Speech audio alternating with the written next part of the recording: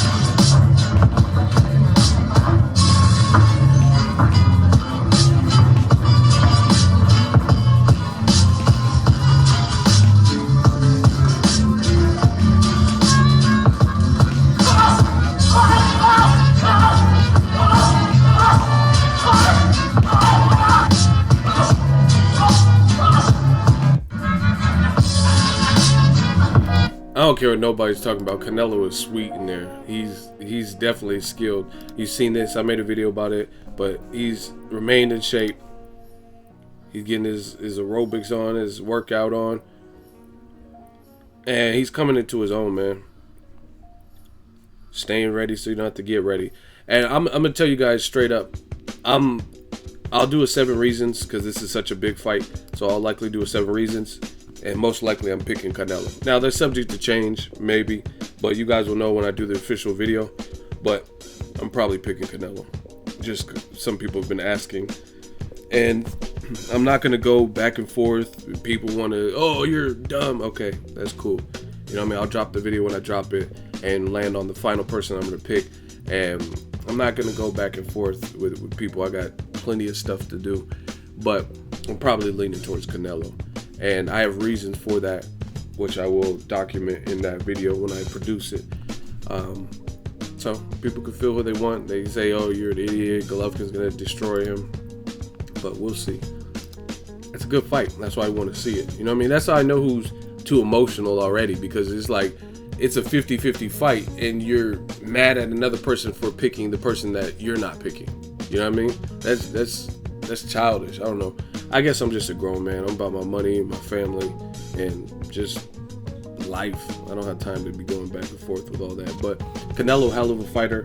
Golovkin definitely has a style that could give Canelo major issue, but we'll see when it's said and done. I like the fight. I'm glad the fight is happening. Canelo looks motivated. He's saying luck is for the mediocre. I really think Canelo's coming to his own. The thing I like about Canelo is I almost forget how old he is. I always think he's older because he's the way he carries himself and he's mature. And you can say whatever you want about Chavez Jr. It was what this man was doing. It could be weight. I'm not dumb, so obviously weight probably plagued him and messing up previously. But it could have been, if it was like Brian Vera or, you know what I mean, a lesser fighter than Canelo, the fight wouldn't have looked like that. You know what I mean, 12 rounds to none. You know what I mean, Chavez, he could have, you know what I mean, he would at least had some spots, right? But Canelo's a great fighter. He was defensively responsible. He moved up in weight, gassed out a little bit. And there's a lot of people that have this notion that Golovkin can't be hurt. We'll see. I don't believe that. I don't believe there's any fighter. Like I said, I've said it in Monday Mail Days and previous videos. I've seen the toughest of chins crumble. Golovkin has a hell of a chin, it looks like, but we haven't really seen him. Like I said, Jacobs cracked him with some stuff that showed me that he has a good chin, but I would like to have seen Jacobs get a little bit more aggressive when what he was doing was working. I do think Canelo has the power to hurt Golovkin. Golovkin, obviously, since middleweight is the division where he stopped like 23 people in a row, he obviously has the power to hurt Canelo. But the reason I'm bringing Canelo hurting him up is because some people are under this notion that Canelo can't hurt him because he didn't hurt Chavez Jr. Styles make fights.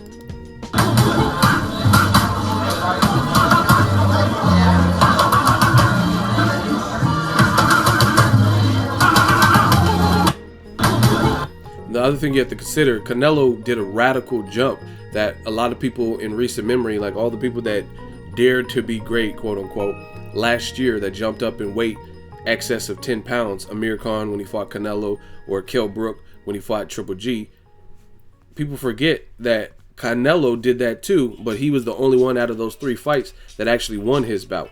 And to the other side, you can't say that, okay, Canelo didn't come back down in weight. He was fighting at 150 fight, and neither did Golovkin. So maybe that tapped Chavez Jr. a little bit because they kind of met in the middle. But it doesn't take away from the fact that this man moved up 10.5 pounds, right? And again, even if Chavez was weakened by the move down, something Canelo was doing was deterring him from encroaching and fighting his style. There was a level of skill present, level of power, something that he was doing, because we've never even seen Chavez Jr. really fight like that. But the fast hands of Canelo, I think the athleticism, the timing and speed, the punches were coming, that's what made Chavez really gunshot, because it was like on top of the weight. I do think, like I said, I do think the weight affected Chavez Jr., but not to put up that type of performance.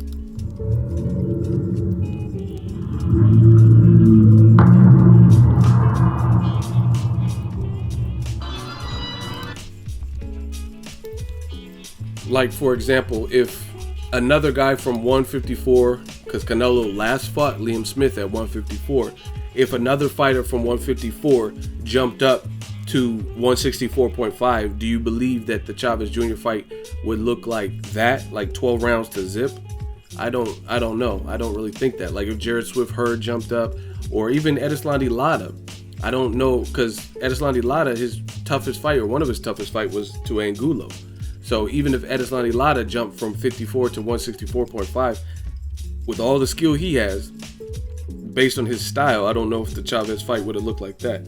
So you got to give credit to Canelo, but I'm looking forward to it, man.